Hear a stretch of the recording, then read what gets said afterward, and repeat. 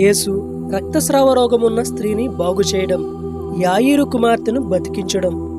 మత్తయి సువార్త 9వ అధ్యాయం 18 నుంచి 26 వచనాలు. ఆయన ఈ మాటలు వారితో చెబుతూ ఉండగానే ఒక అధికారి వచ్చి ఆయనకు మొక్కి, నా కూతురు ఇప్పుడే చనిపోయింది, అయినా నీవు వచ్చి ఆమె మీద నీ చెయ్యి ఉంచితే ఆమె బతుకుతుంది అన్నాడు. అప్పుడు యేసు లేచి అతని వెంట వెళ్ళాడు. ఆయన శిష్యులు కూడా వెళ్ళారు.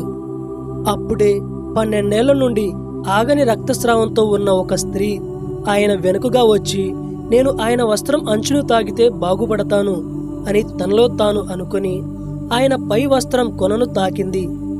యేసు వెనక్కి తిరిగి ఆమెను చూసి, అమ్మాయి, ధైర్యంగా ఉండు, నీ నమ్మకం నిన్ను బాగు చేసింది అన్నాడు. అదే క్షణంలో ఆ స్త్రీ బాగుపడింది.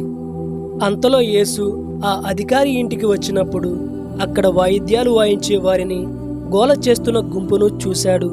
వెళ్ళిపోండి, ఈ అమ్మాయి చనిపోలేదు, నిద్రపోతూ ఉంది అన్నాడు. అయితే వారు నవ్వి ఆయనను హేళన చేశారు.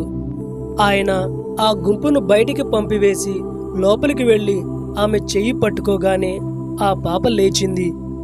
ఈ వార్త ఆ ప్రాంతమంతా పాకిపోయింది. మీరు మరింతగా దేవుని గురించి, అలాగే బైబిల్లోని వాక్యం గురించి తెలుసుకోవాలి అనుకుంటే మన ఛానల్ని ప్రతిరోజు చూస్తూ ఉండండి.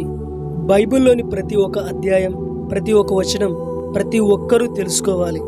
స్వచ్ఛమైన దేవుని వాక్యం అందరికీ అందజేయాలనేదే నా ఈ ప్రయత్నం.